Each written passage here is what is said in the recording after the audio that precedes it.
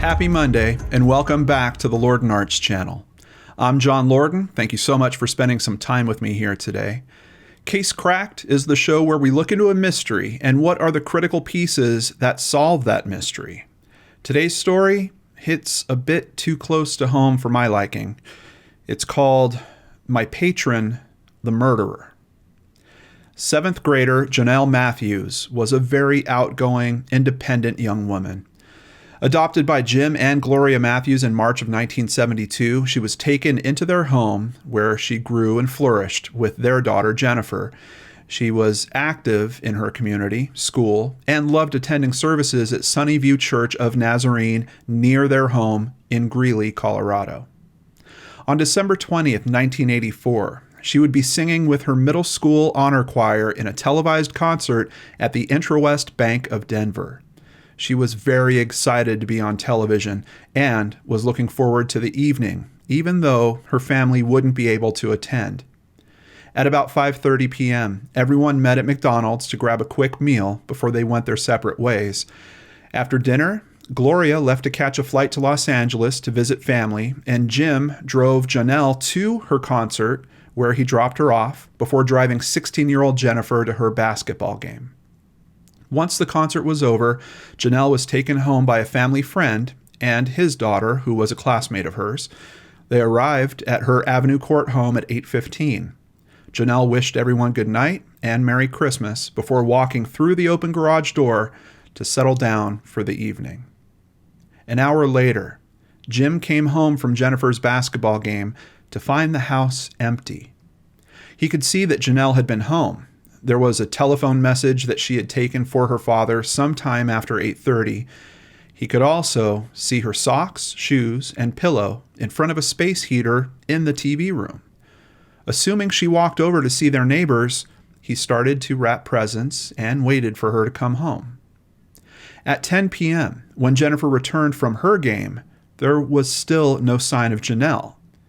Jennifer also assumed her sister would be home when she got there. At that point, Jim began to panic.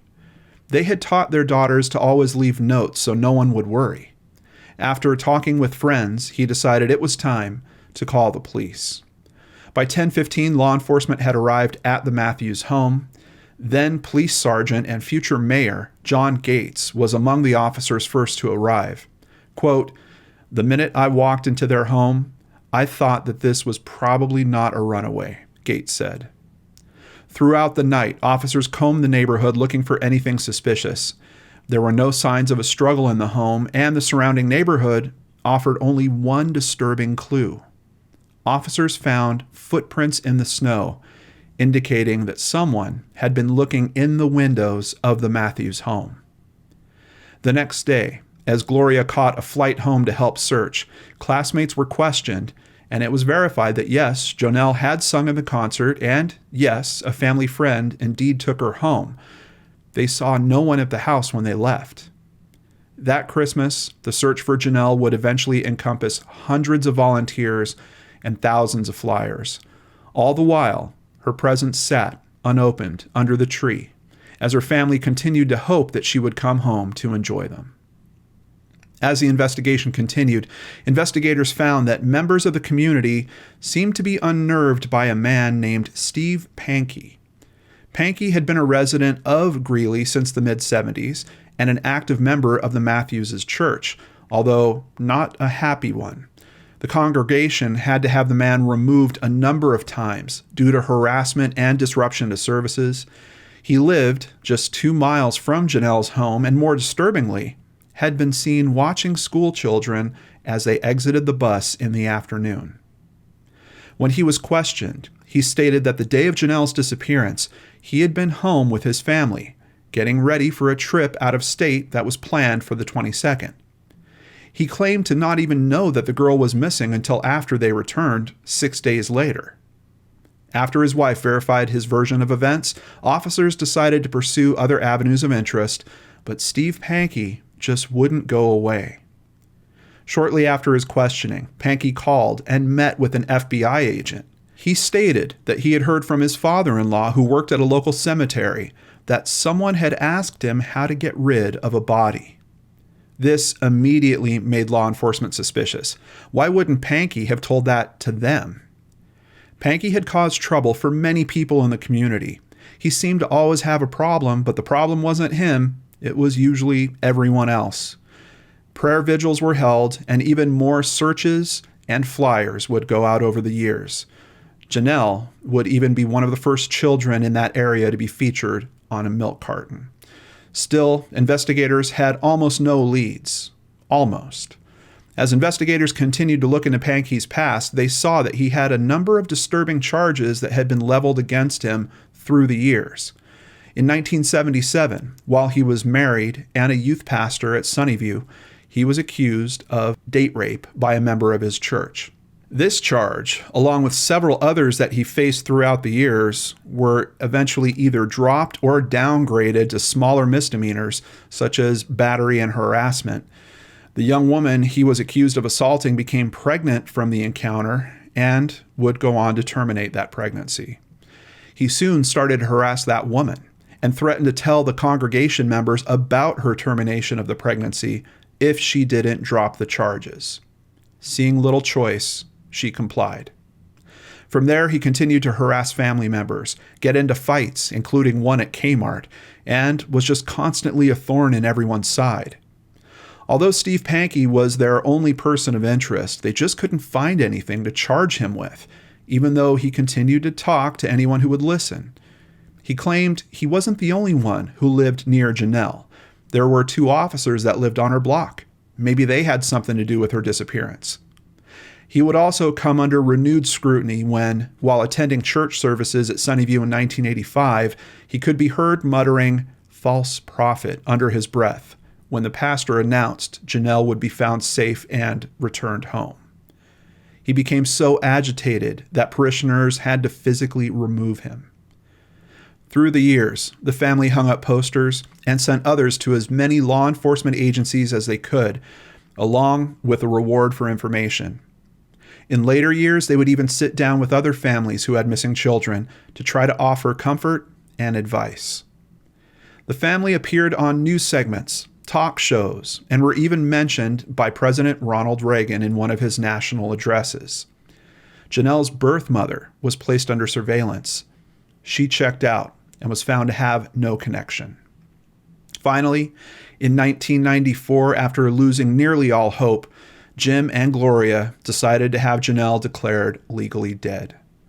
They had come to the conclusion that she would never be coming home and decided it was time to move away from the area.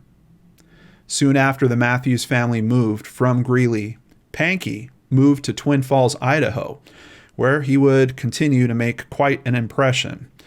No matter where he went, Pankey had problems with everyone around him. He filed pleadings in both civil and criminal cases that had nothing to do with Janelle Matthews, but many of them contained direct and veiled statements about her disappearance.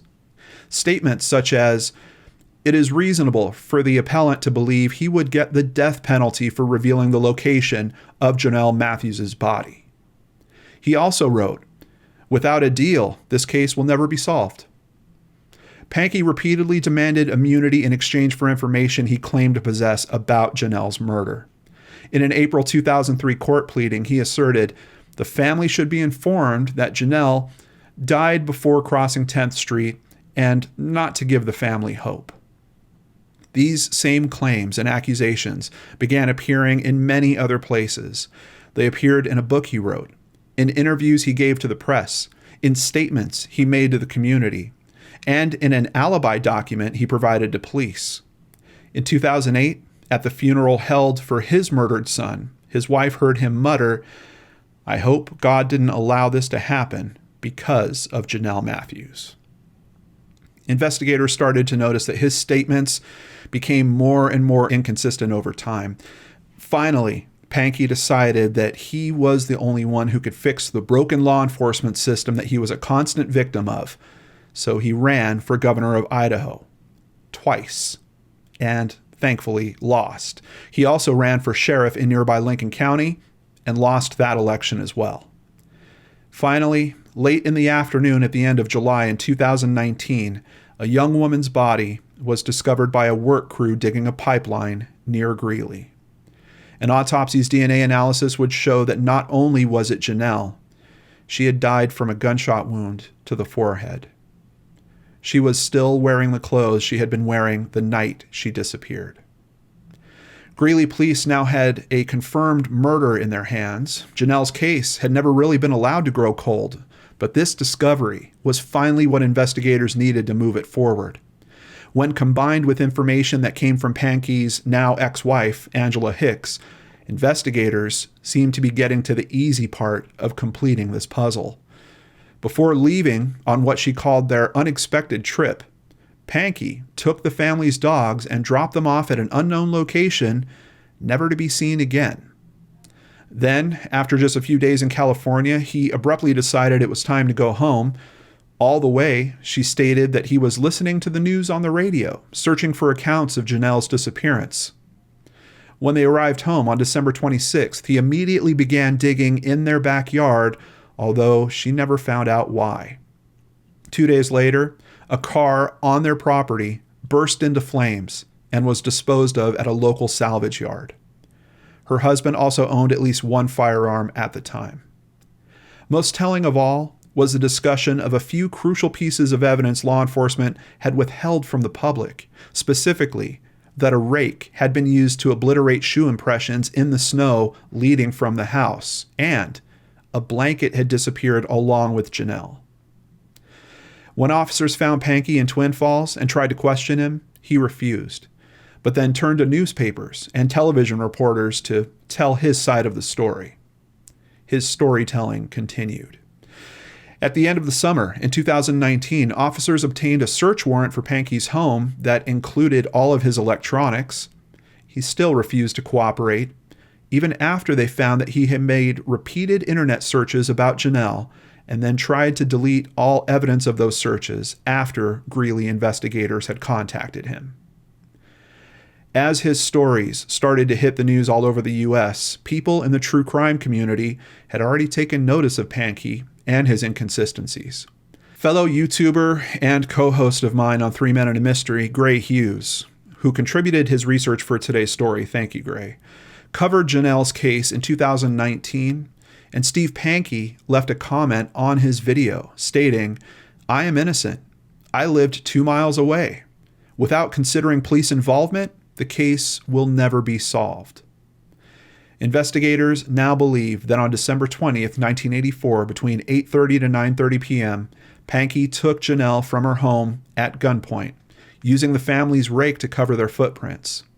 At some point during the kidnapping, Janelle was shot once in the forehead and died. Pankey then hid her body. Steve Pankey was arrested without incident at his home on Monday, the 12th of October, 2020. He's currently facing multiple charges, including first-degree murder. That's when our true crime community received another shock. At least 5 other creators, including myself, found that Pankey was not just watching our material, but also contributing to our channels as a patron on Patreon. The thought of this man contributing to my channel made me so sick, I'm even having trouble talking about it again today. To think of him watching content of mine and reliving any aspect of his own crime literally makes me sick to my stomach. From my Patreon account, I could see that he liked a fellow true crime podcaster's episode about the Maria Ridulph case, which has very similar elements to this one. I took the amount he had given to me through Patreon, tripled it, and donated it to an amazing charity called Save the Children. You can learn more about them and consider donating yourself at savethechildren.org. Even though we're not aware of direct physical evidence that ties Pankey to the crime, for example, a gun matching a bullet found with her body, the preponderance of circumstantial evidence is staggering, and his own comments are extremely unsettling. As of when this is being recorded, he is innocent until proven guilty. His attorney claims that Pankey is just a man who likes to be the center of attention and had zero involvement in the crime. The prosecutors believe they'll have no problem getting a conviction. For his part, Pankey claims to feel empathy for the Matthews family. He claims that he lost his son to murder as well and knows what they're going through. Janelle's family wants answers. Her older sister, Jennifer, still can't wrap her mind around the murder. Quote, "The premeditation of Janelle's murder put a little shock to my stomach. He had the weapons, but I would like to know, how did it come to be Janelle? What happened that night? I want to put to rest some of the thoughts that go through my head. We're extremely grateful we're getting this next step toward justice." Despite the fact that we don't have a conviction, I feel pretty confident that we do have a case cracked. Thank you to the Greeley Tribune for its comprehensive coverage of this case, the Colorado Sun, the Idaho Statesman, ComicSans.com, KMVT.com, Westward.com, and Newspapers.com. Of course, once again, thank you to Gray Hughes for sharing his info with us. We were actually on a Zoom call together when both Gray and myself discovered Pankey's trail connecting to both of us. But of course, the biggest thank you goes to Christy Arnhart for researching and writing up today's case. And here she is with us now, Christy Arnhart. Hey, Christy. Hey. I just wanted to take a moment. I mean, I want to thank you for every episode that you do, but this one in particular, I don't think I could have gone through the research process to put this together. It was difficult. Yeah. Even reading it, it's just... it's kind of like one of my worst fears, there's like, we're creating this content. The intent is for it to be helpful to people. And I've always had this thing tickling in the back of my brain about, I wonder if someone's watching this that is like, like I kind of said today, reliving what they have done to someone else. It's kind of the worst thought for me. It's just a very hard place to go to. I can tell you, the news came out about a day before Gray and I had actually put together that we were part of this. Robin Warder from The Trail Went Cold had sent a tweet out, and he had an actual screenshot of Steve Pankey and then talked about, hey, this guy's just been arrested and he's one of my supporters on Patreon. Gray and Morph and I were together recording the final episodes of 3 Men in Mystery for this season. And we just started talking about it after we were done recording. And all of a sudden Gray goes, you know what? I've covered that story before. He's like, what's that guy's name again? And we go kind of digging through his comments and doing some searches on it. And boom, all of a sudden we run into that comment from him. And then I'm like, hold on a second. Let me go check my Patreon. And I check my Patreon and there he is. He's been a patron of mine for 1.5 years. But honestly, like there was a level of being disturbed just by that. The worst thing for me was there's this extra tab on Patreon where you can see what they've liked. And I clicked on that. And there was only 2 things that it looks like he had pressed the like button on. One of them was just a random post from someone. The other one was an episode of, I believe it was the Already Gone podcast about Maria Ridulph. And especially now, I wasn't even as familiar with this case as I am now because of the awesome work that you did. Knowing that he liked someone's coverage of that story just really makes me sick. Mm-hmm. It does. Yeah. I mean, that's the fear when we cover things like this. Like you said, we want to be helpful, but there are monsters out there who enjoy it. Yeah. And, some cases are tougher than others in terms of that. Like some cases where we're covering domestic violence type situations. I've had instances where people that we've talked about, like they're persons of interest in a case, have reached out. And of course, I always offer, hey, we can do an interview. And of course, they never want to, go that direction on it. Yeah. So just so you guys all know, the other true crimers were, of course, The Trail Went Cold, Trace Evidence, The Vanished, and then the Already Gone podcast. He also had supported a weapons-based YouTuber called Honest Outlaw, which from what I could see is pretty much reviews on guns. Once again, just wondering, is that also some kind of fetish thing? I don't know. It just, your mind goes down a hole that you just don't want it to. Yeah. So, Christy, tell us about the public letter and his theory. What's his theory before his arrest of what supposedly happened around this? I don't know that he offered one coherent theory. He has so much to say about everything. He just wants to blame everybody but himself. Yeah. It's the police. There were police on my block. Other people watch kids get off the bus. That might not have been suspicious. He always has an answer, and they're not always consistent, luckily. Yeah. Yeah. The police theory, kind of weird here, and why he's pointing in that direction. Maybe that was preemptive. Like maybe he was worried about if it ever came down to him being charged, he could always go back to, well, I was so vocal about the police being involved in this. Now they're trying to pin it on me. That, and he had been a member of the town long enough that he had fell out with some of the residents, and some of those residents ended up being police officers. Yeah. Yeah, that's a good point. So it wouldn't surprise me in the least if he was just trying to frame somebody else for it. Yeah. Now, obviously, we don't have a ton of detail in terms of what's going on with the case, but you did note that his indictment has 26 specific reasons why the grand jury decided to prosecute. Yes, and you can actually find the indictment online. I believe one of the sources that we'll have a link to at the bottom has the indictment. Okay, excellent. Did any of those reasons mention physical evidence of any kind? No. Okay. No, it seems there is just a huge amount of circumstantial evidence. I truly hope that there's a shred of physical evidence to tie it together, but really there's just a mountain of stuff against this guy anyway. Yeah, I kind of was thinking about that again as I was looking through the script again this time, and I'm seeing a few opportunities there. Of course, if a bullet was found with her, that could be tested for rifling if you could find the matching weapon. Now, if the story that we're kind of understanding from his wife is true, he probably got rid of that weapon. I would imagine that it's not anywhere where we could get to it.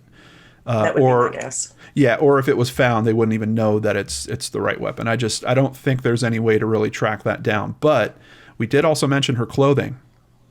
Mm-hmm. So, problem is DNA holding up for that many years, and we're not completely sure what type of elements it was exposed to, but there's a very good chance that they're not going to be able to get any DNA information. There is also the rake, which is another interesting component. I don't know if the rake was left at the scene, but if he had handled that, could that potentially be tested? Do they have a partial fingerprint or something off of a rake maybe? And see, they don't list any of that in the articles or in the indictment. And I'm hoping that these are just things that they're holding back for trial. Yeah. Or that the lab might still be working on and they just didn't have a definitive result on it yet before the grand jury came in. Wow. Yeah. Another interesting point here. You mentioned that Pankey has said that he wishes to testify on his own behalf. That would be perfect. Wouldn't it? Just if he sinks himself. Well, he can't keep his mouth shut. Yeah. And truthfully, if they'll just talk to the people who are in the jail cells around him, they might be able to get what they need from that. Yeah. That's a really good point, honestly. And I'm sure there are some considerations going on with that. I'd be very surprised if they didn't have a recorder in his cell just going the whole time. You also make a good point here, and I know we kind of talked about the fact that Jennifer wants to understand this better. She kind of wants to understand why Janelle was picked or what are the conditions around that. And you make a comment that unless he gets on the stand and just spills it, I don't think the family's going to get that level of information. I don't either. And I don't know that it would make sense to them or really ultimately be all that helpful.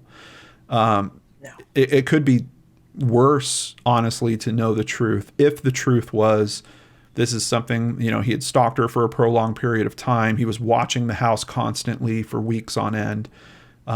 There's some truths you might even not want to know about what was going on around that. But because you don't want them to start blaming themselves. Yeah. And if they start over-analyzing this, that's exactly what they'll do. I know this family's already in a tough position just with, and think about this, how many families do this nowadays? This is what we all do. We all have our kids signed up for all these different events and stuff. And then, parents get pulled between, I've got to go to this or I've got to go to that. I can't be at both. Which one am I going to do? I'm sure this family struggled with this for years. And I'm just thankful that at least the person that really deserves the blame is seemingly now in custody. Yes, that they'll get some closure, and I can't wait to see them get justice. Yeah. Christy, what do you think the odds are that this isn't the only victim? There's no way this is the only victim. Nobody ever starts out at abduction and murder, whether the murder is a seeming accident or not. Because I'm sure he'll say, she fought, the gun went off. There's some excuse. It won't just be that he shot her. Right. And no, you just don't build up to, you have to build up to this.